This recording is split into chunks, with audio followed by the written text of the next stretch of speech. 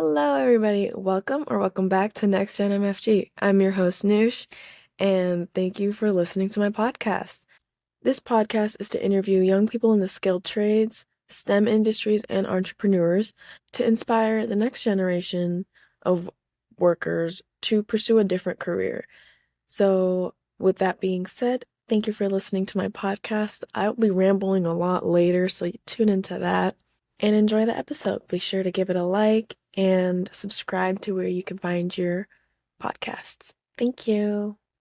Hi, everybody. Welcome back to Next Gen MFG. I'm your host, Nush, and today is another special episode. Again, it's an in-person episode. So without any further ado, I'm sitting here with Eric, who, if you watched my previous episode with Brooke, this is her fiance.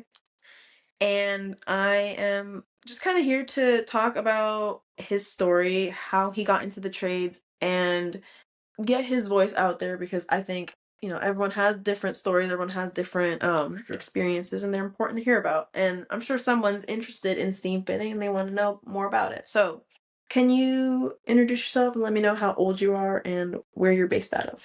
Yes, I'm Eric. I'm 25. I'm based out of Toronto, and I am a fourth-year steam fitting apprentice. I work for Local 46, the steam fitting, welding, plumbing unit in Toronto.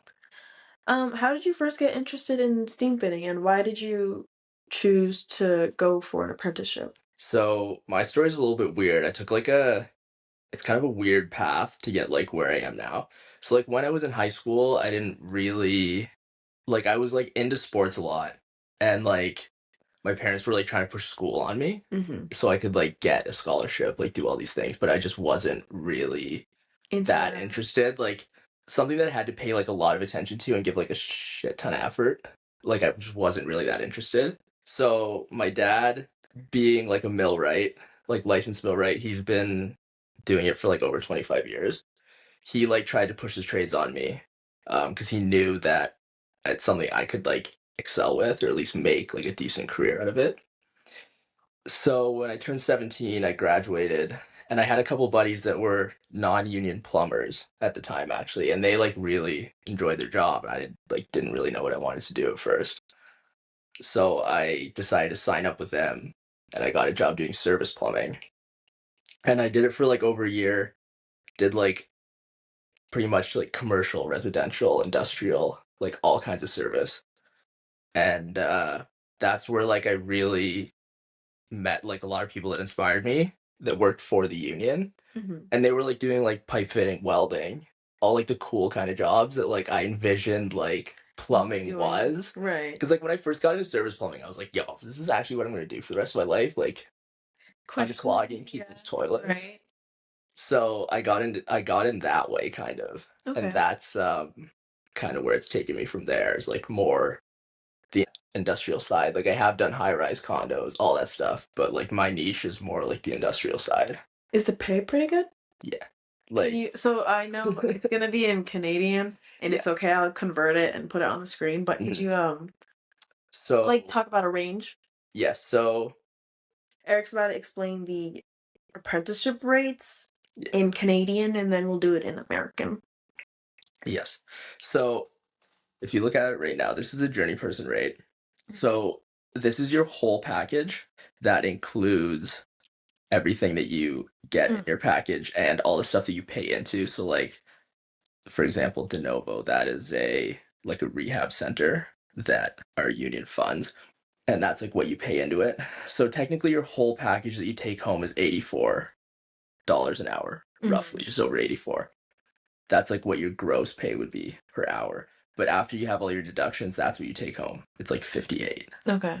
So, and then obviously foreman's a little bit more. You take home around 67. Your gross pay is around $93 an hour. And if you go to the apprentice chart, generally pre-apprentices are people that say they're I'll use this as an example. It's somebody that's 18. They just got out of high school. They don't have any prior experience. When they get first signed up with a company, before they get actually signed up into the union as a first year apprentice, they'll do their pre-apprenticeship training, which is around 900 hours, and after that they're supposed to sign you up. Okay. So that's what you would take home. And then it starts to go by rates. by that. So like as your first year, you take home 40% of what a journeyman would make. And then second year's 50. Cool. Yeah. And then just keeps going up and up. And then obviously your big one is between like fourth and fifth, because your fifth year, that's when you start to like, that's when you like go to write after you're done school.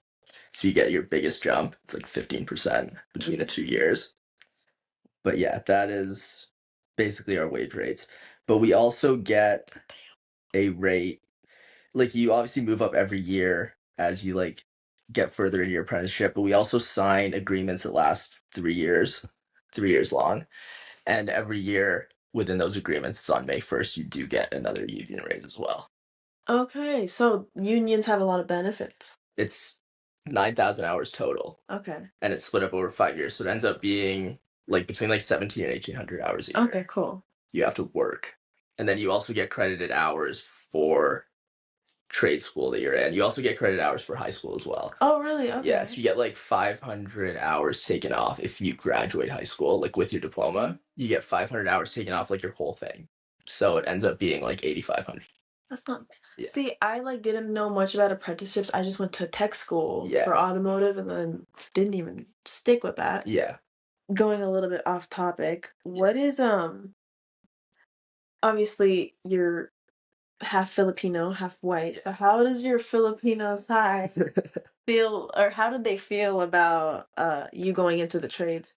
Honestly, I've been like very lucky where I've worked with like the two companies I work with in the union for Local 46. I got like really lucky where they're both like very diverse companies, and both of them don't really look at like color, like Right. religion, anything like That's that. good. Like it's just kind of like you get judged pretty much fully on like your work ethic and not like what you As it look like should or anything like that, which like is the way it should be, Right. right? Like you shouldn't have worries about going to work because you think you look A different different, way, right? And it can be like kind of, I think that's like a topic that it is kind of like valid, because I think there are young kids that are out there that are like of a different race that try to get into these jobs, but they see that like They they're don't look like everyone else. predominantly Yeah, they're like controlled by one. it is scary, but there's also so many allies in the industry that are very like quiet and you don't realize, but they are Yeah. very much there and they have your back. Yeah, like we do have, like you're obviously part of it with like the sisterhood in Local 46, but there is like the DEI, like diversity. He's talking to his fiance right Yeah, now, by the way.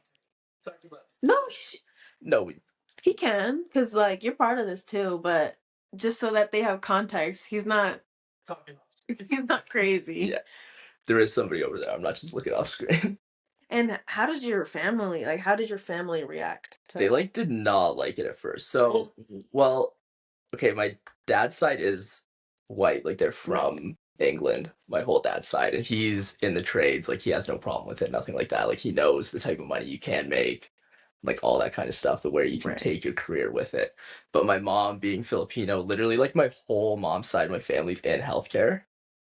And when I like decided to not be a nurse, she like kind of took it personally. Oh God. And like I think like for the whole first 2 years of my apprenticeship, she she was like, "Are you sure you want to do this? Like, you'll make more money doing this. Like, blah blah blah. Like, your whole family's in healthcare."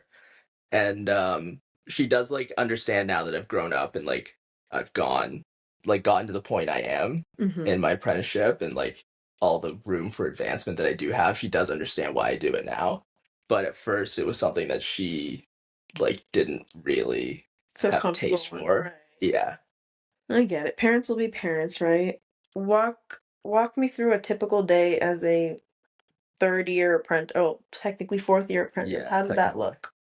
Starts by waking up at like 4 in the morning, Oh God. unfortunately. But I don't mind the early start. But you don't come back early, home yeah. early.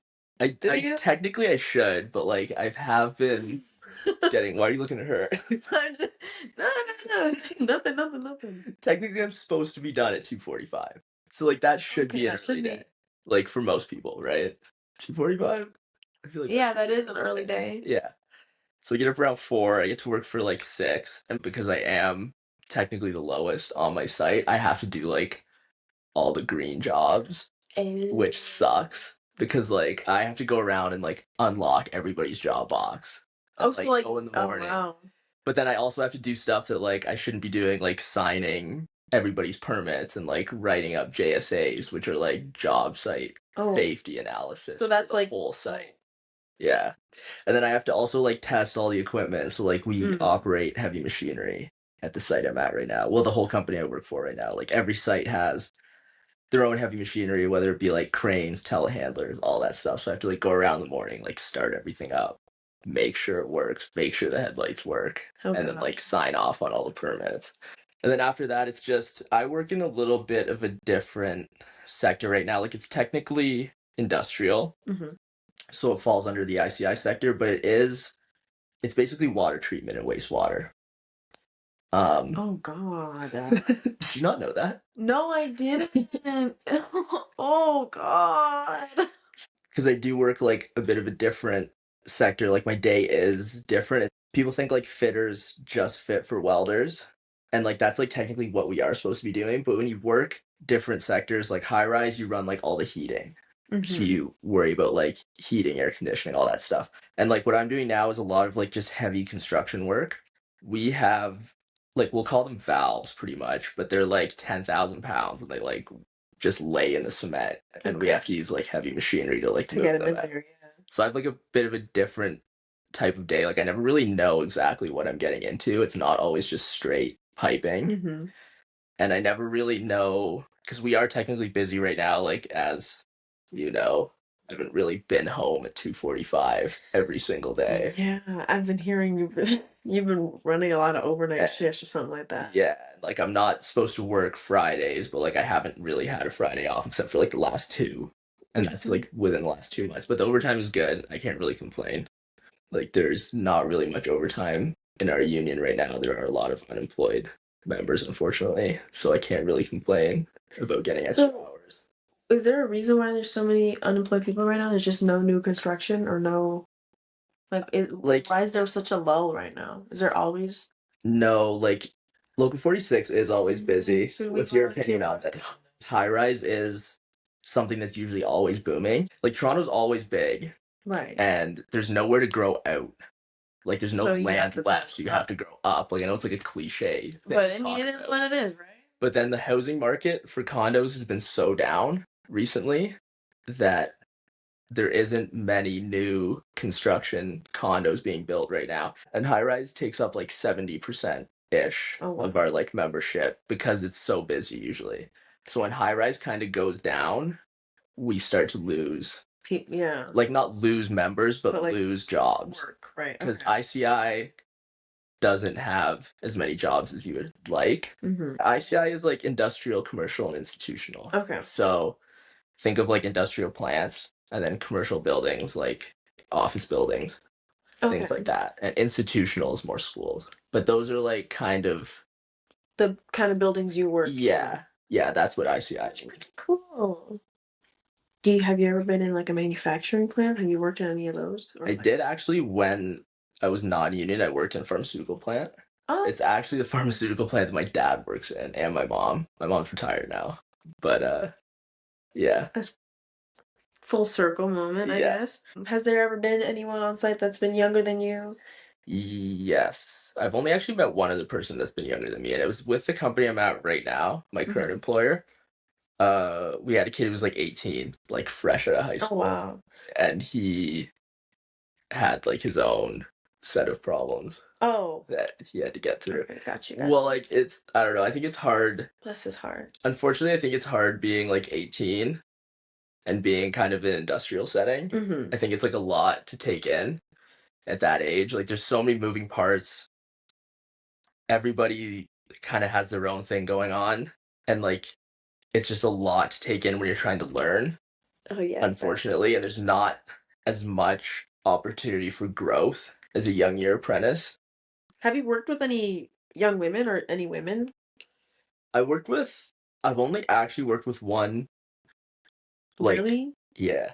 And it's at the site I'm at now. She didn't work for my company specifically. She was a subcontractor for the electricians. And I had like very brief encounters with her. But she was really nice, really good at her job, worked really Okay. hard. Have you and Brooke ever worked on site together? No, unfortunately. That's gotta Would come be soon. would be kind So if you and Brooke haven't worked together, how did you guys meet? Did you guys go to school of, together? we did go to school together. That's kind of how we like reconnected. Oh, I see. So how was that? How was school and then how was reconnecting? Trade school is really fun. I think trade school, like doing basic, is like really beneficial for a lot of apprentices because it depends. Like everybody has a different experience when they're doing their apprenticeship. But I think like a lot of people that don't have as much confidence is they meet like a lot of other people, and like I don't like want to be rude to anybody, but like you kind of go in and like come out like thinking that you're way better than you are, which gives you that extra bit of confidence. Here's an example. I don't know if you'll get this as much as obviously you understand, but like there's like welded fittings and then there's like threaded fittings. So like the threaded fittings have like you call it like a thread engagement because the pipe threads into the fitting. And then like welded fittings they just butt up and you weld them. And he was asking me about like how much engagement a welded fitting has. And like me and Brooke were like, this is like maybe the second or third day of class. He turns around, I read it all over his face. We were like the only people that lived kind of in close proximity to each other. And when you're in trade school, you try to like network as much as you can, is like what I was told, and try to like get to know as many people as you can. Not just for like helping each other with homework, but for jobs in the future and like getting your name out there, seeing what other experiences other people have had like with their current companies, all that stuff. So we lived like really in close proximity to each other. So we started doing homework with each other, and then it just kind of like went from there. Yeah. And now you guys are about to get married. Yeah. Do you have a date? Can you share the date? We're thinking May next year. Okay. So That's exciting. yeah. Guys, they invited me to their engagement. Vegas, Their engagement party. So I'm gonna go there next week. Yeah. Yes, their wedding's in Vegas. If you want to send a gift, I'm gonna put Brooke's TikTok. I'm gonna put Brooke's TikTok right here. If you want to send a little wedding registry gift or something like that, or just say congratulations. All right. So, what advice would you give to someone who's considering an apprenticeship but isn't sure if it's the right path for them? I would say go for it. Like Like, what's there to regret if you don't, or if you take the apprenticeship versus if you don't? realistically, in my opinion, I don't think there's anything to regret if you take an opportunity like that. Just jump in. Like especially if you're young, you always have time. Like realistically, it's like never too late actually to make a switch, I don't think. Like I've like come across paths of people who are like first year apprentices that are like well into their 40s, Right. coming from like completely different jobs. But like being young, I don't think there's anything to regret because like with the way the world's going, like I don't think there's like really enough people that actually want to get into the trades. Especially right now in Canada. Like we need a lot of work, like skilled workers, like everywhere. Like there are jobs out there. That's everywhere, like unfortunately, yeah, and it sucks because like I feel like I see a lot of young people who are interested in the trades, especially on social media. Yeah. It's just they are very much worried about what everyone else is going to say about them taking that first step. Yeah, and like the thing about the trades is there's so many different like routes you could go. Like obviously I'm like in the pipe trades, Brooks in the pipe trades. But there are so many different ways you can go. Like there's like sheet metal, there's drywall, there's insulation, there's electrical, Heavy like there's equipment. HVAC, there's heavy equipment operating. Like there's like literally like that's the thing I think that's like really cool about the trades is there's literally something for everybody. Exactly. Like and that's why like when I was younger I thought I wanted to be a millwright. Cause like I saw what my dad did and he like was like, oh yeah, I get to do like a little bit of electrical, I get to do like a little bit of this, a little bit of that, and I thought it was like really cool. So that's the thing is like there's something for everybody. And if you're young and you have that opportunity that maybe like because there are like other kids out there too that really want that opportunity, but they just can't find somebody to sponsor them. So I feel like if you have that opportunity, you have to take it. Right. It's like the worst thing that can happen is like you get signed up as an apprentice and you end up doing it, say like a year, 2 years, and you don't like it. You're still young and you can try and find something else. Exactly. Trade school's great actually because you go in kind of like with whatever like knowledge you have already, and then you come out like learning all this different stuff. Like for basic steam, you do like a lot of blueprints. a lot of learning how different systems work, like heating systems. You learn a lot about boilers, and then you get like your basic like hands-on Mm-hmm. shop experience, stuff that like most people have done on site already at that point. So it's just kind of like a fun day where you just kind of get to like screw around the shop and do different things. Um, but like while you're in there, I don't know, I had this kind of thought in my head. I was like, I've never heard of any of this before, and like I don't know when I'm gonna use this kind of knowledge. But then as soon as I got out, I like kind of thought about it, and I was like, oh, like I actually understand now how Right. different systems work and like why like this is here, like why we use this in this type of system. I really enjoyed trade school because again, Yeah, like I knew nothing about wrenching, and it was yeah, cool to see their process, learn how to yeah, do it. Um, so I found it very yeah. valuable. Does your union pay for trade school? Yes. So Awesome. we don't have to pay. We just have to pay for. There's like a drafting kit and like a couple books you need Right, when like you the go. right. It's like ends up being around like 400-ish Yeah, or not bad. something. Like that's what you have to pay for your whole time you're in school. Mm-hmm. And then you do get paid from the government to be on EI. It's like 60 or is it 70% of what you make? So it's 60% of what you actually make, your wage. So like it's not obviously as much as you would make normally, but you Right. still get something. And you're getting paid to go to Yeah, you're getting school. paid to learn, right? That's pretty cool. Uh, I'm not union, so like when yeah, I went to automotive school, I paid to go, but yeah. So it was like worth it for me. that's like the one thing I do like about apprenticeships is you do get Right. paid to learn because like basically that whole like 5 years during your apprenticeship like you are learning, you are training Yeah, technically, and you're right? getting paid, So which is awesome. So that's definitely a really important thing to note for anyone who's interested in getting into the trades. yeah, Apprenticeships are really great uh resources, I guess you could say, and paths. yeah, it's a really good pathway. It's a really good pathway. Yeah, Looking back, what's one thing you wish you knew about your apprenticeship before you started? like I've actually been really lucky with my apprenticeship. I haven't really had anything to complain about yet. Yet, I like that. Well, like you never know what could happen in the future. Like, I would say one thing, and this is for other people too, that like okay. don't be afraid to like make a switch and like leave the company you're with because like I went in, I was like really happy with the company I was with for like a really long time, and then Mhm. when I did get into trade school I heard about opportunities that other people had and seen like different learning experiences that they had, and I think it's like really important as an apprentice to get as many different experiences as you Right. To can. experience as many things as Yeah, like right. make yourself more versatile, right? Mhm. And like me just wanting to stay with the same company that I was with for so long, like I feel like I was missing out on things.